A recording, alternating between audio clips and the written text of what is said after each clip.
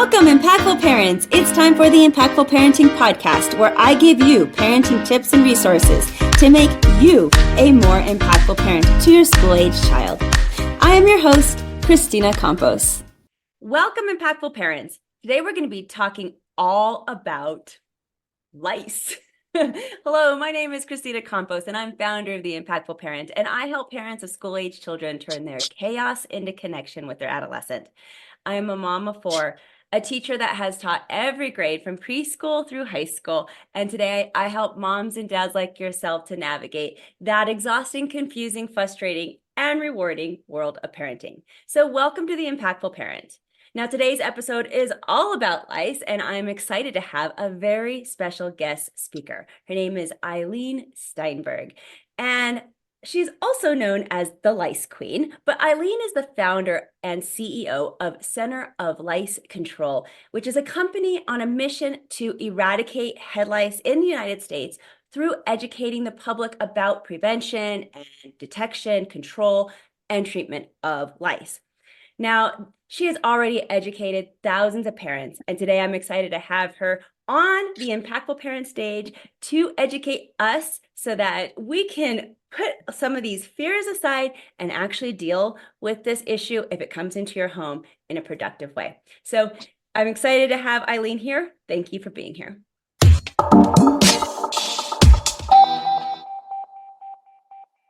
Thank you, Christine. I really appreciate it. Oh, I was saying before we push record that lice, this is a thing in my fear box. I'm rarely like uncomfortable about many things. I can deal with a lot of like bodily fluids and things like that, but for whatever reason, the idea of little tiny bugs and lice, it just gets under my skin. So I am super excited to talk to you today because I am positive that I'm not the only parent out there that feels like this. And there's so much that we need to educate ourselves and learn about in this subject. And being an ex-school teacher that has taught so many grades, we've definitely had a ton of lice scares in my household.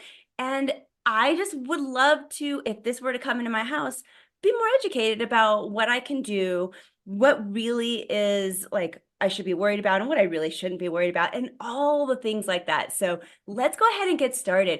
What are some of the most common like myths and misconceptions that people like me have about lice?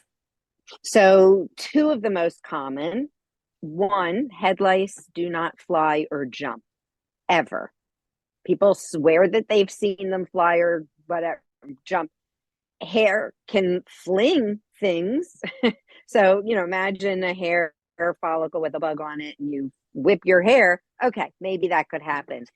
Lice crawl. They do not have wings. They do not have grasshopper legs. Anatomy wise, physiology wise, they don't jump. So they crawl from head to head. So it's hair to hair contact that you get lice from most of the time. So if we have a pie chart, let's say 95% of the time, head lice is shared between head to head contact. And then let's take that pie slice, 3% is shared through a hairbrush. And then 2% potentially is through the environment. Way, way, way less than what we expect. Already, Irene, I'm like, what? Already, I'm like, I did not know that. I thought that the lice did, I don't want to say jump, but was much more commonly transferred outside of, a brush or all those things that you hear about. Oh my goodness, already I'm just like, oh. So lice does not come from the pillow. It doesn't come from the sofa. It comes from the activity that happens on the pillow and the sofa. So if you're having a sleepover and you're laying in bed with somebody, you're having a sleepover and one person's on one pillow on one side of the bed, another person's on the other side on another pillow, you're not getting lice that way. They're not going to crawl across the bed to one pillow to the other. If, like I used to lay in bed, I also have 4 children, and I used to lay in bed with them and read a book. And in that activity, we're laying head to head on the pillow together. And with that activity, the pillow makes one crevice and both heads are touching in that one pillow. That's the activity that you get head lice from. It's not sitting on the sofa where somebody was. It's sitting on the sofa with somebody head to head. Let's say you're looking at a tablet or reading a book on the sofa. So reading nooks in classrooms are not vectors for head lice. The dress up clothes, while you can paint the scenario that you can get lice from a dress up clothes, it's much more likely that two kids going into the bin at the same time to get dress up clothes and their heads touch, that's more likely the interaction that dress up clothes could give you lice, not the clothes themselves. So yes, that's that. The other myth that most people have a lot of fear about when it comes to head lice is that head lice lives in their house and on their stuff. So they're overwhelmed by, okay, we have bugs in our hair. That's disgusting. And we got to deal with that. But what about my house? What do I have to do? The best peace of mind, which is what I do and sell, is peace of mind. The best thing I can tell you is head lice is not living in your house or on your stuff. They don't lay their eggs, which are nits. They don't lay their nits on anything in the environment. They only lay it on their human host in the perfect spot to incubate and hatch. So your house is off the hook. And so are you when it comes to the house cleaning. Well, this is already debunking so many things that I already had in my brain. So, and I got to say that because I'm sure other parents, again, I'm not the only one. We have been told so many other things. So that brings me to, as an ex-school teacher, when we got lice outbreaks, we had to like take the furniture and put it in bags. And, they were trying to like alleviate the spread, of course. And from what I'm hearing you say is that might have just been kind of worthless for us to do. So what do we do in order to control lice, an outbreak that would be in our home or at school for that matter too? So the best way to control lice outbreaks is not through a product, the prevention product. We treat people that use prevention products, whether it's a shampoo, conditioner, spray, detangling spray, or essential oils. None of that deters lice. It sells product. I That's hate to that. So interrupt you, but I just want to say, is there really not a prevention really then? Is that just kind of a waste of money? It is a waste of money. Okay, yeah, that's good for us to know as parents.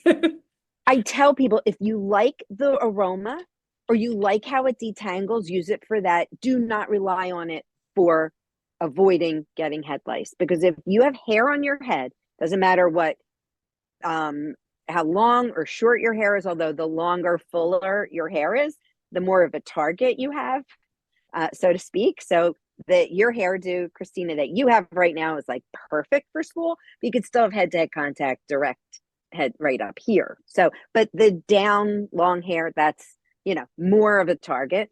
So shorter hair does get it less. However, people with short hair with buzz cuts still get it. But the best preventative, and people feel like they're doing something, they put it on, they feel like, okay, we didn't get it in second grade when there was an outbreak, we didn't get it in fourth grade when there was an outbreak. They got lucky. It wasn't because of the product. The best form of lice control is through a combing head check. And with a knit comb, this is the knit comb that we use in the salon. It's the knit free terminator comb, and it's the best. It is becoming a professional lice treatment, not becoming, it is a professional lice treatment comb because they're not cheap. So people use the kit combs that come in the kits, or they'll buy like a metal tooth comb with a plastic handle. Not the same. Either way. And you also want to make sure there's 4 bars because there's a copy of one that has 3 bars, grip bars. Either way, nip-free terminator comb, a wet head, and no tangles. You do that combing head check, wipe the comb in a white paper towel, look on the paper towel. That's going to show you if you have evidence of lice or nits. You can't avoid getting lice. You just can't. Keeping in mind that lice only happen to the sweetest people, which we can talk about. You get lice from head-to-head contact, and it happens at home. It happens on play dates. It happens on sleepovers, and it happens in the classroom. So as far as school is concerned, and I hear this often, and it varies from school district to school district, from state to state. Does your school do head checks? Does your school notify parents that somebody in your classroom or in the grade has lice? And the best answer I can give you is, by the time somebody finds out they have lice and communicates that to school, if they do, now let's say your school does do head checks. The school nurse calls down your child's class and they do a quick visual head check, which head lice are designed by nature to not be seen or felt. So they're really hard to see. And you want to catch lice early because you have a sweet spot of when lice is not contagious from exposure to 14 to 20 days. And there's very little to see and nobody's itchy. Very rarely are you itchy yet. So there's no real reason to wonder if you have it. And then, so let's say the school nurse does head checks. She's going to check quickly. She's only really going to find the person that has a lot, because a visual head check, you're not going to see the first of 3 or 10 nits or eggs. You're going to see it when somebody has 150 eggs. You're going to see one. So they'll get that person detected and hopefully recommended to treat, but they're not going to find the early case. And so here's another scenario. They find 2 or 3 cases in your classroom. Okay, great. Now those students have siblings. Now the school nurse, are they going to check those classes? And now they find more, and then they are check the scenario is like a snowball effect. It can be.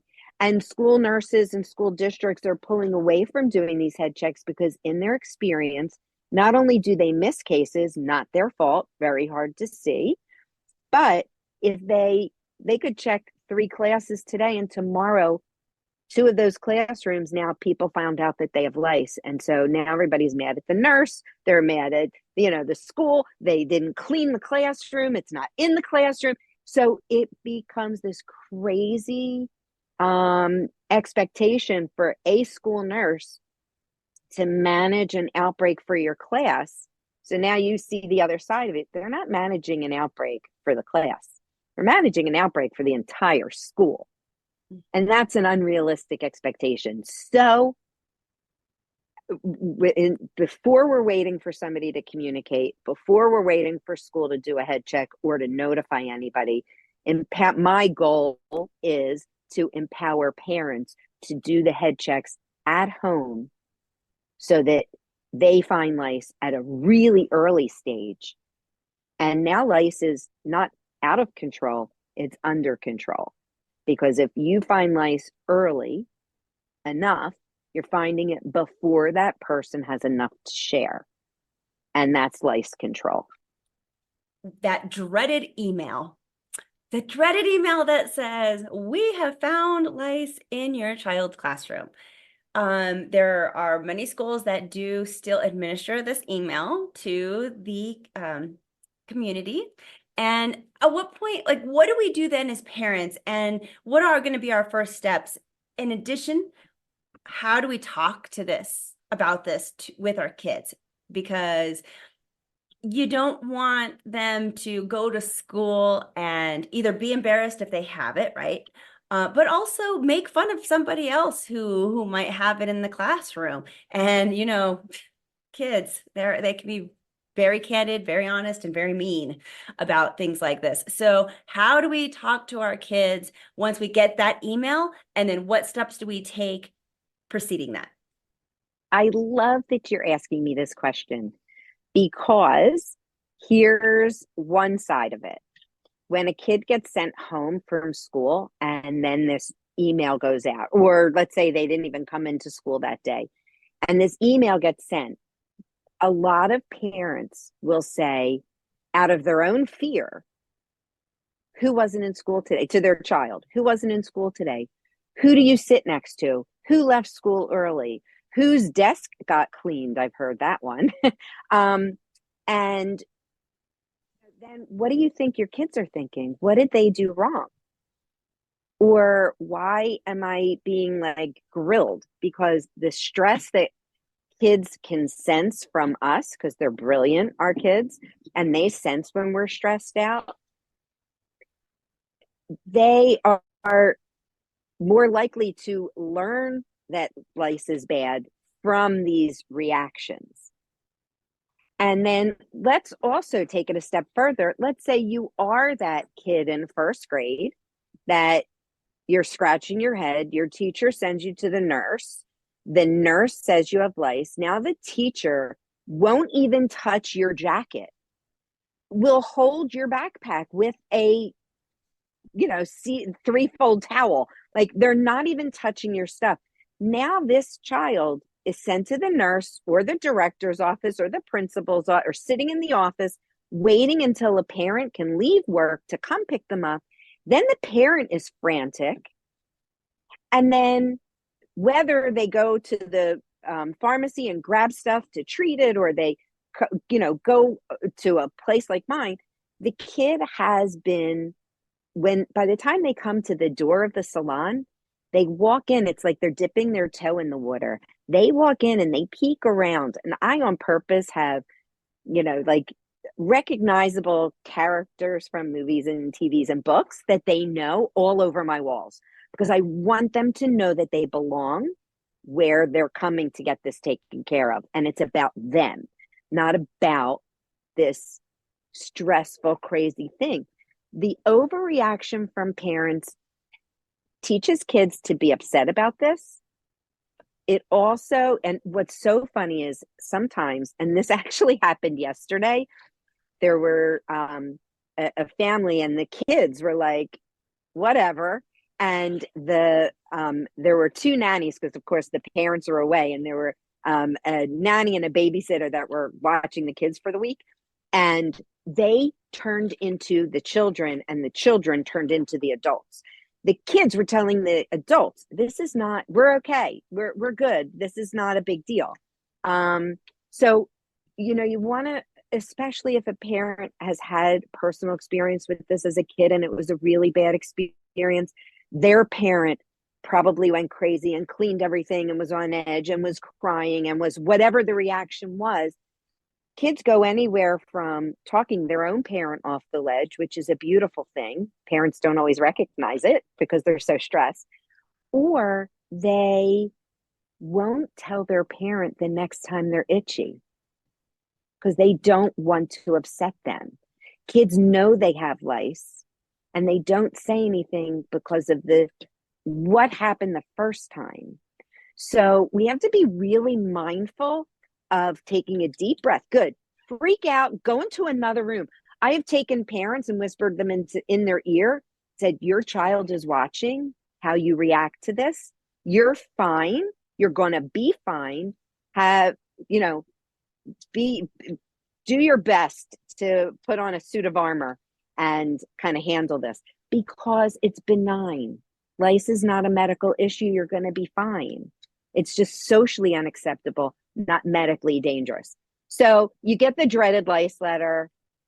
Best thing to say is, okay, not a big deal.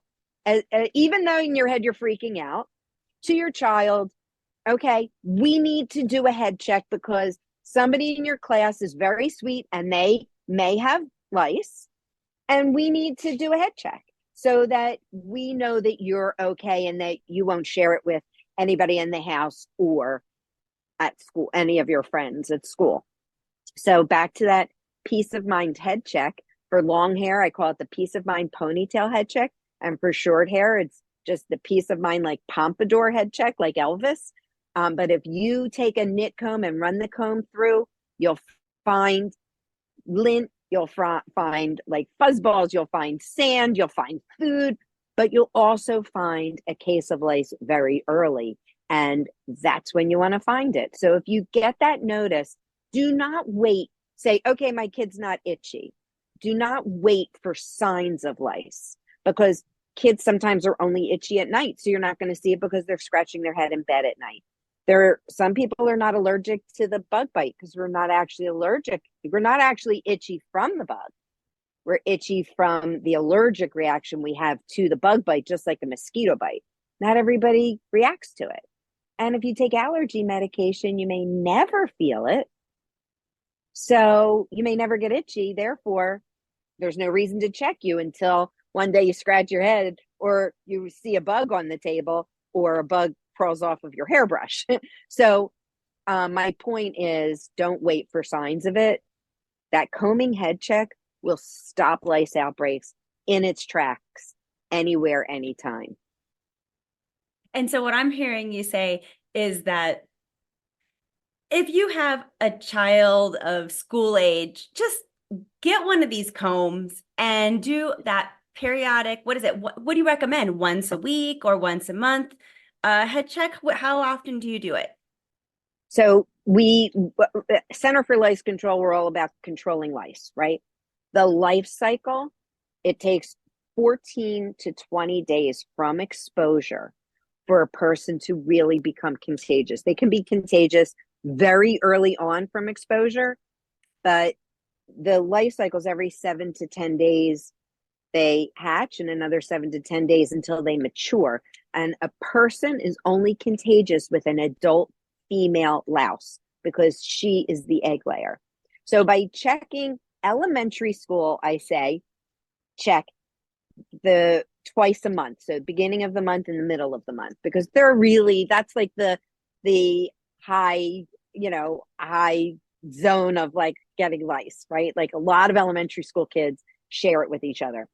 The siblings that are younger in like daycare, preschool setting, and the middle school, high school students, I recommend checking once a month. Yeah, those are good guidelines. And then let's say we get lice. I know that this is exactly what you do. You help people who have it. So now what? How do we get a hold of you? And, what if we don't live where you're at? Like, how do we get help from you if we're not in the same city? So what can we do once we get that outbreak? So unfortunately, the over-the-counter products that have permethrin in them are way less effective. They used to work and they were great. When I was a kid, that's what people used, and before that. But the method, it's a neurotoxin and it attacks the nervous system. The method of attacking the nervous system is no longer effective at killing lice, because lice every 7 to 10 days is a new generation. You add 60 years to that. They evolved to produce a gene that protects their nervous system from this type of treatment. So the over-the-counter products with permethrin in them are no longer effective. There are other options. I focus on suffocating the bugs because that is the best. I've tried everything. I've been doing this for many years, 17 years. So I'm a nitpicker. That's actually where the word comes from, nitpicking. So I'm a professional nitpicker. And in my experience, especially in the beginning, cases of lice were hard to get rid of. However, when somebody already treated and then they reoccurred, they think that they got lice again. Very common that in whether it's the next day or 2 or 3 weeks after treating with over-the-counter products, they have another infestation. It's really a reoccurrence. So they tend to then think it's school or somebody else that gave it back to them. They didn't get rid of it most often. Now, and back then, I saw not so much live activity after somebody treated, but I would find nits, and the nits are the eggs and they represent the next generation. However, more recently, the last 5 years, and this school year more than ever, I'm seeing full-blown contagious cases with live adult female bugs, which still makes a person contagious. So unfortunately, the over-the-counter products and the prescriptions that are neurotoxin based are way less effective. So if you are going that route, you want to make sure that you are doing combing you can't use the product, you use it today and then in 10 days, you can't use it more often, and don't overuse it because it is a neurotoxin. So we don't want to overuse it. Even though people say it's safe, if you overuse it, it's no longer safe. And you don't want to use it prolonged, but keep doing head checks with the nit comb, and you really do want to spend time nitpicking. If people, so I actually sell a kit, and I have the nit-free terminator comb in the kit, and the lice attack solution, which is this stuff. This eliminates live lice on contact because it suffocates them. There's regular oils thin out at our body temperature, but this has a blend of oils that does not. So it suffocates the bugs within seconds, making a person no longer contagious because it eliminates the adult female. The life cycle is what it is. We recommend treating 3 times over the course of 10 to 12 days, and that ends the life cycle. So right away, and dimethicone is my method of madness. That's what I discovered many years ago to be very effective, and it's really safe to use, and people are not really allergic to it. So, we have to be careful because we're working with kids of all ages and moms that are expecting, and infants get lice. So we want to make sure that everybody can use it and be safe. With that said, second you find evidence on one person in the house, don't worry about the house. You don't have to clean the house. But don't rely on somebody else being itchy, because they may not be itchy for 4 to 6 weeks from exposure. And if you're treating somebody today, you don't want a month from now to then have to treat everybody else again and have another one of your children with a full-blown case and everybody else has a little, and that one you thought didn't have it. So the day, if you find it on somebody, you want to make sure that you're using a good, safe product. Make sure you have a good nit comb, and make sure you follow the directions, and don't think in 5 or 6 days, which is our recommended follow-up schedule, don't think nobody's itching, I don't see anything, let's forget the treatment. Don't do that, because you can set yourself up to fail. The nits are the next generation, and if the nits are not removed, then you have the chance of having a reoccurrence. So we want to make sure that we are addressing not only the contagious initial, treatment, but then making sure the follow-up is done so that we don't have a reoccurrence. Now, you're the Lice Queen, and you have the solution for us. So my recommendation is parents go out and get this particular solution, because we know it works. We know it's safe. It's coming directly from the Lice Queen herself. And so you should have one on hand. I would hate for you to have to wait for the product to come in after you order it, because waiting for the product to come in, that just, you want to act immediately as soon as you know that your child might have an outbreak, so that you can start treating it right away. So how do we get a hold of this product? Where can we find it? So centerforlicecontrol.com is my website, which has great information. The FAQs page is a plethora of really good information. But I also have an Amazon store. So there's a link to that on my web store, so you can get it, assuming that you're in a particular area, you can have it by 5 o'clock that day. Or I also have Walmart.com, and we fulfill direct from our website, so you could order direct from us as well. Either way, the best thing is to have a kit on hand, because this has the nit comb and it has a detangling spray, and there's your head check right there. Hopefully you never find anything, but the lice attack solution has a 12-year shelf life. Right? And this is truly a parenting tool that every parent needs. It doesn't matter your social status. It doesn't matter your nationality. Every parent should have a lice kit, a treatment kit on hand, just like you have cold medicine on hand and Tylenol and Advil and on hand.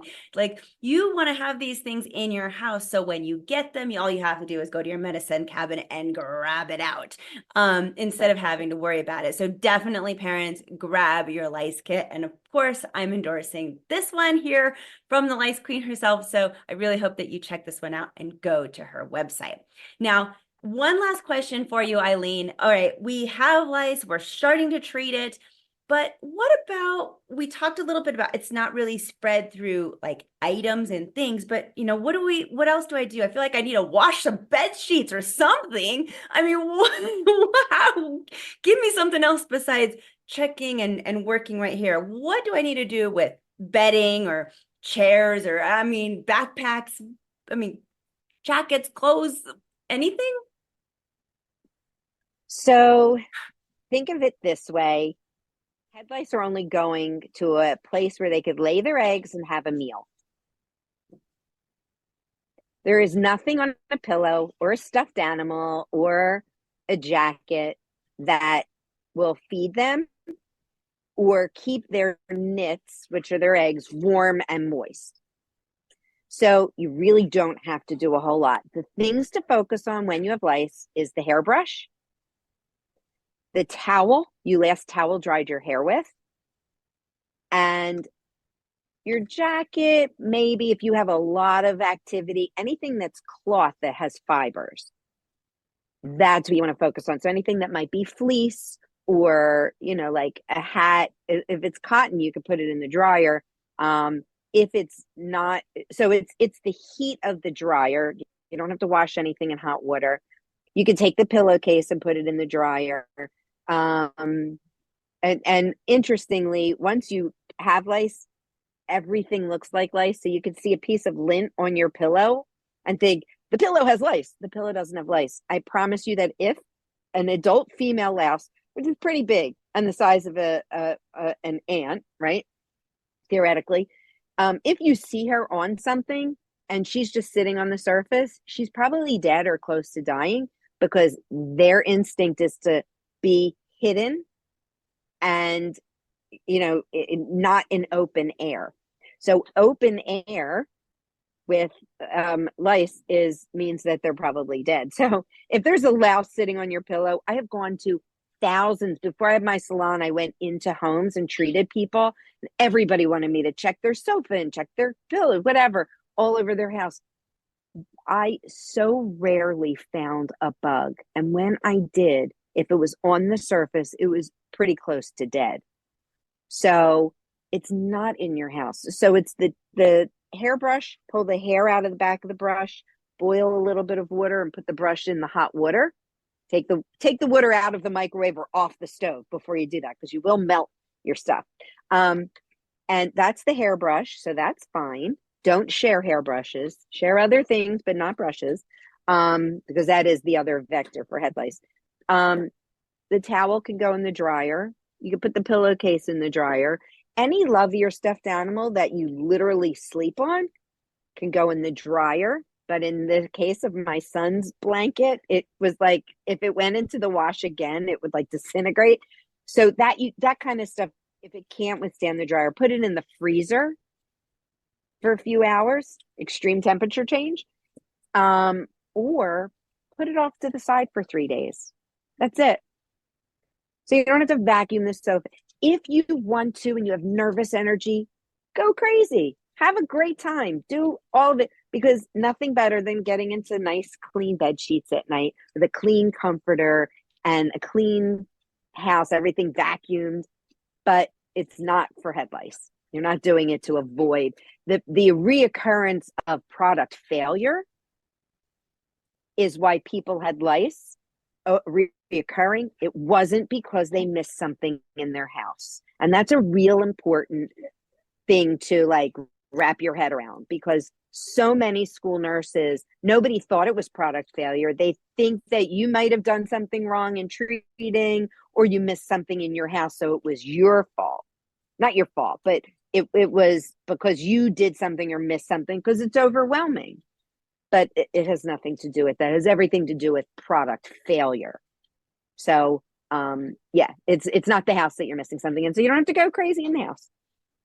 This has been so amazingly informative and reassuring too, because I will tell you that 15 minutes ago before this interview started, I mean, it really did make me nervous. And it's one of the reasons I wanted to have you on the Impactful Parent stage is as a parenting coach, as a teacher, and as a mom of four, it's always been that thing that's, it grosses me up, makes me like, get the heebie-jeebies. And just to hear you say that if I have an outbreak, it's not a big deal. Just the way we're talking about it, normalizing that it happens to so many people of all ethnicities and economic backgrounds.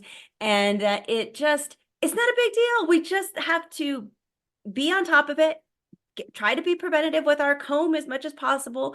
And if we do get it, we'll suffocate it with this amazing product that you have and can just continue to do that until we have killed everything off and no one's going to see it. And we don't really need to be embarrassed about it. It's wonderful to take a sigh of relief and just get educated on this subject. So thank you so much. And before I let you go, one last time, if people are resonating with this video and they want to get any of that product, how do they get a hold of you and where can they get it again?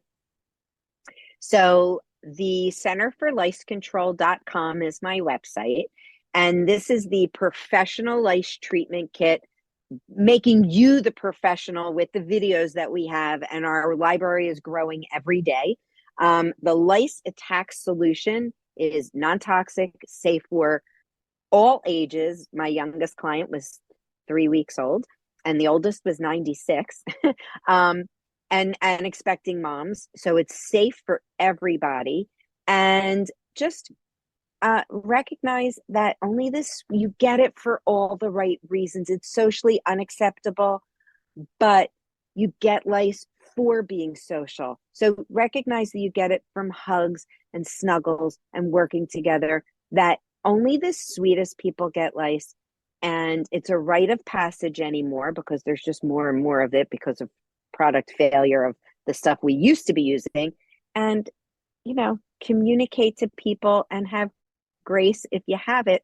But Center for Lice Control, Amazon, Walmart.com.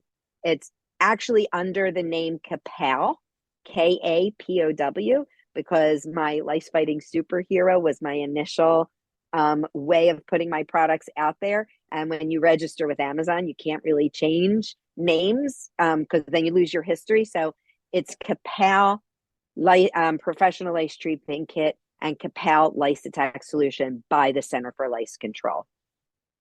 Thank you so much for being here. I really appreciate you, Eileen. Thank you for listening today. Remember to subscribe and share this podcast with a friend. And don't forget, the Impactful Parenting Podcast is an extension of the Impactful Parent community. Go to the Impactful Parent website and download the free Impactful Parent app so you don't miss a parenting tip that can help you and your family. Thanks for listening today. So go to theimpactfulparent.com and see you next episode.